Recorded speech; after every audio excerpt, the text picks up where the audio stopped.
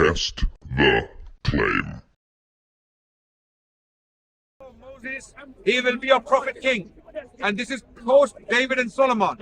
This is afterwards. Who is that prophet king? And then he has something to do with Arabia. Verse 11 gives the geographical location of this person. He will have something to do with the children of Kedar, or the villages of Kedar, to use the specific language used in the Hebrew language. The villages of Kedar, let them rejoice, let them celebrate. Celebrate what? And celebrate why? Kedar is an Ishmaelite. He was the second son of Ishmael according to the book of Genesis. So why the Ishmaelites? Why do they need to celebrate? The Jewish people need to answer these questions. If this is about an Arabian prophet who will come with a new law, he will triumph against his enemies, he will put idol worshippers to shame, and he will be a chosen one of God, and he is one of the descendants of Kedar, like Prophet Muhammad was. If this is not Muhammad, then who is he? The question remains open. Who is he? This is an open question to the Jewish people. Isaiah 42 is your solution and your salvation, my brothers. And Sela, the location, actually Sela is a mountain in Medina. You go on Google and type Mount Sela. Mount Sela, S-E-L-A. You will see the location. Is where the Prophet Muhammad is buried today. That was the city. That exactly, that next to the mosque of the Prophet. This is where the Prophet Muhammad migrated, and this is where he died, sallallahu alaihi wasallam. And he's buried there, next to Mount Sela. Why such specific references to a man the Jewish people reject to this day? Why? Why the stubbornness? Let's come together. Let's believe in the last messenger of God together, and let's enter paradise together. Open invitation to all the Jewish people in the world. Thank you so much. Assalamu alaikum. Yeah. Is that only an invitation for Jewish people? Yeah. Are you a Muslim? No. Okay, what are you? Okay. No problem. So you want to speak. So this is a new conversation. Cyrus doesn't believe in God. Do you believe in God? Maybe not in a conventional sense. Like not monotheistic? If I were to believe in God, I'd probably lean towards monotheism. So you're not fully convinced yet? No, but I'd like to discuss this claim you've made about Isaiah 42. Yeah. And kind of... It mentions Kedar. You're not an Arab, right? Okay. So you said it talks about your ancestors.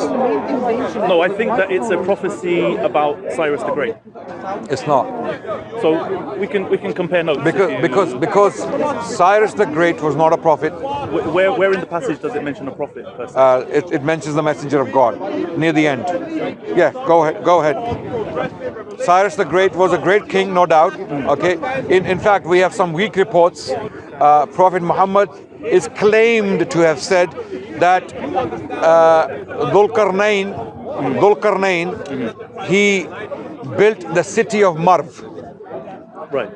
The city of Marv, which is in Persia, which is in Iran. Between modern Iran and Afghanistan. Yeah, and Marv was established by Cyrus.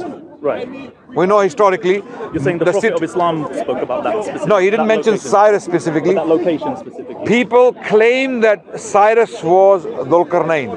Right, I've heard. So the king mentioned in the Quran, the one Dhul-Qarnayn, the one with two powers, or the one with two lands, or the one, literally speaking, the one with two horns. Right. And horns signify something more bigger than horns. Okay, these are not horns like physical horns, like he would have horns on his head. Rather, these horns like two aspects. are, I believe, metaphorical references to something bigger. Okay, so there are some who claim that Cyrus was Dhul-Qarnayn. But before we digress, I'd like to discuss more your claims about Isaiah 42. Yeah. So, to what degree have you judged your claim versus the wider text of Isaiah? Because I think it's important. For example, that's a good question. Sure, like I've experienced that Muslims get frustrated by people taking their own scripture out of context. Right? Absolutely. So I think it's important to. Are we doing that? Are we doing that to this passage? I think it would be fruitful to do so. Okay, that's a very good question. Maybe if I just list the priorities. Yeah. So let me address this very quickly. It's a very short answer. the book of Isaiah in particular Yeah. is patchwork. All modern scholars, even traditional Jewish scholars, will acknowledge this, that the book of Isaiah in its current form, as we have it today, Yeah. or the oldest manuscripts of it, Yeah. in the current form, Yeah. they are patchwork. They are anecdotal. So you will have chapter jumbled up with another chapter somewhere, and both chapters they're not even relevant to each other. My And that happened with ancient documents, with ancient scriptures. That happened very often. My But- understanding yeah. about the construction of the book of Isaiah is less of a patchwork, but so I don't know if you're familiar with the idea of proto-Isaiah, Yeah, Deutero-Isaiah, Deutero-Isaiah, and yes. even I am, possibly I am, Tito. I am familiar. Yeah. So So chapters 1 to 39 is 40 to 40 to 50. 55, Yeah, yeah, and then the remainder yeah. perhaps Some being, say there was a third Isaiah as well. Yeah. so when you yeah. say a prophet, Isaiah So let's speaking, quickly explain for the viewers what we are talking about. These are very technical terms.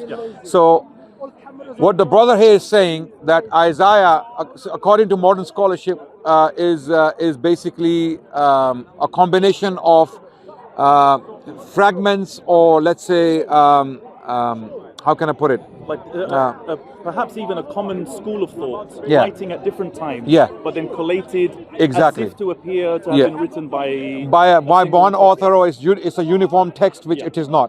It is not a uniform text. Right. So it has been put into sections by scholars. Yeah.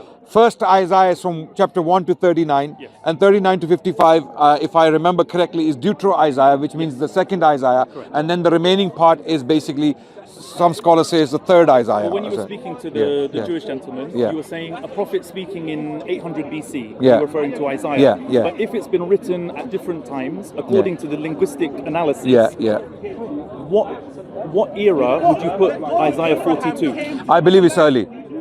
I have two reasons for that. One is my religious bias, Right. my complete religious bias, my inclination that Isaiah 42 in particular definitely is early, because of the fact that it correlates with the Quran. Okay, because the Quran claims, in fact, even the Hadith claims that these were the characteristics mentioned in the previous scriptures of an Arabian prophet. Okay, and if that's the case, then the book is attributed to an Israelite prophet. So I believe it is definitely ancient. It may have Before come I from. forget, Yeah, also, thank yeah, you for reminding yeah, me. Yeah, You can show me where Yeah. this specific reference to a prophet specifically. In Isaiah, Yeah. 42. Isaiah 42, you said. Yeah, is word a messenger of God. Yeah, yeah. If you take it out, is that That's the beginning of it. okay? If you go down, verse 8. In addition to kind of trying to, like you said, I thank you for admitting that you have maybe some biases in terms of dating second. Yeah, and I can qualify them. I can qualify them scholarly, with scholarly support. I can also So maybe I- give some scholarly. Yeah. Who is citation. blind but my servant, or deaf like the messenger I am sending? Isaiah 42, verse 19. Verse 19. Okay. So this is a messenger who's being sent by God. So the whole chapter is kind of, So- I believe the chapter is uniform. The Okay. chapter is uniform. also- Within itself, it's a complete prophecy about one individual. Okay, because some people will break this passage down into at least two sections. So I think it's from 10 onwards. They will say this is a break from 1 to 9. They will. It's how are they going to qualify that? Okay, It's a good point. yeah, we can get into Yeah. So once we establish the timing of these passages, i.e., when in history they were written, I think it would be important then to look at the political landscape of the time. So, for example, what major political changes were occurring in that time? Because I see this as part of a larger work of propaganda. This is just before the Babylonian invasion. Okay, so I put it quite a bit later than that. So No, I would argue the current text is later. It's post-exilic. right. The current text of the Old Testament Yeah. was put together as we know it after the Babylonian exile, after the Jewish people came back to the city of Jerusalem, Right. when Cyrus allowed them to go back. Right. This is when the current, as we know the Old Testament today, this is when it was put together. Okay, the pre-exile text is not known to us. It's But completely you're claiming lost. that this part of Isaiah 42, is a Pre-exile text. pre-exile text. Yes, Okay. yes. But the rabbis and the sages and Compiled it and later. prophets Post-hoc. Ezra, I believe Ezra. Yeah. Okay. This is also quite an important part of the same Yeah, story. conversation. Ezra came back and he put it together. So we actually accept Ezra as a prophet of God. He's mentioned in the Right, Quran. Uzair. Okay, Right. Prophet Uzair. And some Yeah, people yeah. consider him the second Moses. Because of To such an this. extent that he's the one who took Because the of law putting down the scripture again, bringing the scripture back. It's Yeah. interesting when I say that Ezra is also part of this important part of the same story, because Ezra was a Persian governor. He was employed by the Persian king, and he was sent back to Judea by the command of the Persian king to go and teach the law. How do we know that? It's written in the text. In That the Persian king instructed him to go and teach. But the how law. do we know he was a Persian? No, as in he was an employee of the Persians. Yeah, so he was an Not Israelite. that he was necessarily a Persian Yeah, himself. yeah. But So I that's think he was lesson. heavily influenced by Persian thinking. So let's assume he was an Israelite, because I don't that's see fair. No, I'm how not could making- a Persian No, I'm not put claiming- down the Jewish I scripture? mean, in Yeah. a legal sense. Yeah. He was a Persian. He Yeah, was working yeah, that's possible. as a Like Persian governor. Joseph was working Chosen- for the king of Egypt. Yeah, Yeah, yeah, okay, fine.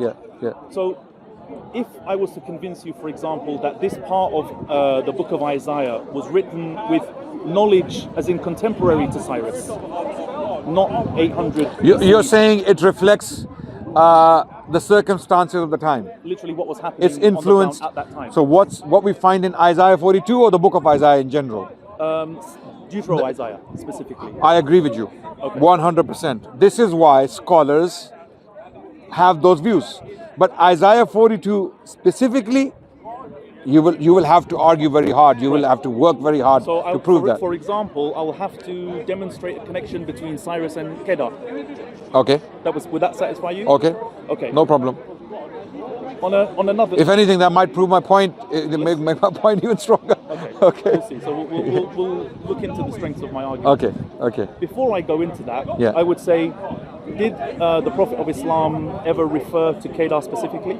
Yes. So did he ever speak to someone he described as a Kedarite? No. What we do have, we have his genealogy in the sources, going back directly to Kedar. Kedar was the second son of Ishmael according to the book of Genesis, chapter 25, verse 13. These are the sons of Ishmael. Nebajoth, the firstborn, Kedar, the secondborn. You Okay. can correct me if I'm wrong, but Yeah. in fact, I think I heard you say it once. Yeah. But please correct me if I'm wrong. Yeah, Didn't the Prophet of Islam himself say, "Do not explore my genealogy beyond Adnan. Adnan"? Correct. So- He said that. so but what but you're that basing the claim but having, yeah, that's a very good point. Don't go beyond Adnan. Which is far later than Kedar. Yeah, which is in the middle, somewhere in the middle, actually quite late. So on Okay. what basis do you We project further back? The basis is an authentic hadith that the Prophet himself said, "I am a son of Ishmael. Okay. I am a son of Ishmael." So we have the Prophet telling us, "Don't go." Abrogating his own. No, he's not. He's not. He's confirming Right. that he is a direct descendant of Abraham Okay. through Ishmael. Okay. That's what he's confirming in an authentic hadith from the Prophet. We have an authentic hadith from the Prophet where he said categorically, "I am an Ishmaelite, I am a son of Ishmael." Okay. Because the hadith goes as follows, that Allah chose me from Quraysh, and Quraysh was chosen from Kinana. Kinana was chosen from, the list goes, and Ismail was chosen. So this hadith is authentic, by the way. So it traces his lineage back to Ismail. Yeah. Now, through Adnan, but whether he comes from the children of Nebajoth or Kedar is contested. I'll give you that much. Nebajoth, you mean so The father of firstborn. Nabateans? Yeah, Okay. the firstborn or the secondborn. I see, I see. We don't have any authentic sources with us Yeah, just repeat what you said a moment ago. We don't know whether it was Nebajoth or Kedar. That's what I'm Oh, trying I to. see, I I'm see. going to emphasize the point even with a lot more strength. So when you we don't talk have any about authentic Kedar sources. in Isaiah 42, you say unequivocally that this is a sign of the coming of And our this prophet. is why But you I don't know believe. No, I if it's do. Kedar No, or this is Nebajoth. why I mean, look, I'm speaking in very specific terms. Yeah. We don't have any authentic hadith Okay. from the Prophet that tells us that he is a direct descendant of Ishmael via Kedar. Okay. We don't have any authentic hadith. Okay. We do have authentic reports from the Prophet where he said, I am a son of Ishmael, a direct descendant of Ishmael. Okay, well, through which son is the question? I see. Is it Nebajoth or Kedar? He didn't say. Then why Wait, do you let me stop now. Okay, sure. Let me finish. Sorry, let me finish. He didn't say which son. But why do I claim that it's Kedar? Yeah. Okay, I put the puzzle together. Okay, I joined the blocks. Right. For example, the Quran claims, which is authentic to all Muslims, that he's mentioned in the scriptures. When we go and look, he specifically mentioned an Arabian prophet is mentioned with those characteristics he came with. He was very powerful. So He you- put you idol say that worshippers your to shame. scriptures say that he is mentioned in the previous scriptures. Is that Yes, what you said? yes. Does it specify which previous scriptures? No, it says the books of the Israelites, Okay. the people of the book. Not the Torah. It mentions the word Torah, but the term Torah in the Quran is used in a loose sense. The book, the Torah basically means the So not scriptures. necessarily the five Not books. not five books came recently. Who divided the 5 books is the question.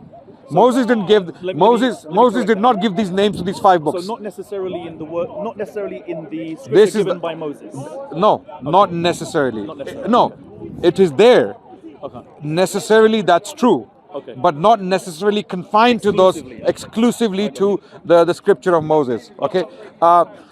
Because this can be extended, because other later prophets are directly linked to Moses and the message of Moses. So they're also in that sense part of the Mosaic law, because they're following the same law and they're following the same tradition. So they are followers of Moses, upholding the same law, and whatever revelation they bring is, if anything, a commentary on the Torah. It's an extension on the Torah, explaining the Torah for the current day and age. We could argue as to whether Isaiah, Yeah. for example, So let is me an very extension quickly. of the I'm in the middle of a Mosaic conversation. law. Yeah, 1 second.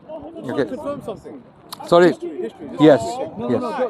don't disturb them, bro. Let him finish this he's conversation. scared. Just ask him why they. I don't know why he's scared. So go on. Sorry. Like Go the ahead. Zoroastrians. We'll get to that. Pipe We're talking about that roughly was anyway. built upon Satanism. I said why? Because the link between Islam and the moon and the star. I said Islam has nothing to do with the moon Okay. and the star. Why are you wasting your time with him? Okay. You know what? Someone's unplugged my microphone. Why did they do that? Someone has unplugged my microphone. Okay. Why are you so Sorry. against me, bro? What did I do to you? Why do you think you shouldn't waste my time with me? Don't waste your time with people who talk like that. Why? Huh? I'm asking a genuine question. The moon and the star is a Persian symbol that has nothing to do with Islam. Thank you. It has nothing. Tell him to bring out sources. No. Tell him to bring something from the Quran and Sunnah, and he will run away. He will disappear. Don't worry. That's quite an unfortunate thing. Someone unplugged my mic. Anyway, I plugged it back in now. to take audio from one of these, That's very kind of you. I might have to do that just to fill the gap no problem. up until here. I'm Yeah. sorry that you're getting Okay. wet. I've decided not to put my hood on No. in solidarity with you. No problem. Don't worry. You can. It's all right. That's okay. So I'm gonna have to very quickly rush out because I Okay, haven't prayed my asr. I think I don't want to keep you from that, yeah, but I think it would be excellent conversation to be able to go into Continue. this in more detail, maybe in also on another. quickly summarize it now. Okay, if you want.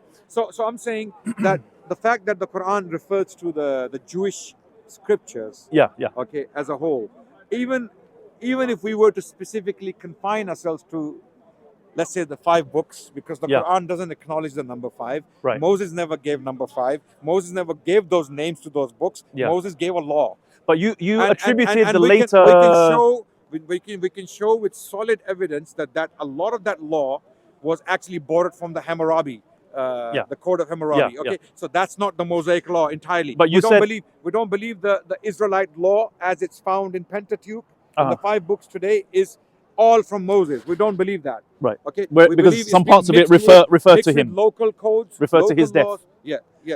Not even that. Uh-huh. That's a very minor point. Okay, fine. Okay. I mean, we can show with firm evidence that a lot of the law, in fact, that law specifically speaking about a bull goading a man, and what is the punishment for the bull or for the owner of the bull. Okay, that code was taken directly from the Code of Hammurabi. That particular law, that basically those passages. Let's bring it back to Isaiah 42. Yeah. So you admitted, please again, correct me if I'm misquoting you. You said that we can confirm the Prophet of Islam's lineage back to Ismail, but we don't know if it's through Nebaioth or Kedar, which son Yeah. It is. And However, you use Kedar in this text. Why is the question? Is it because let me maybe just preempt you, because in a previous use of the word Kedar, it's used to describe, to encompass all Arabs.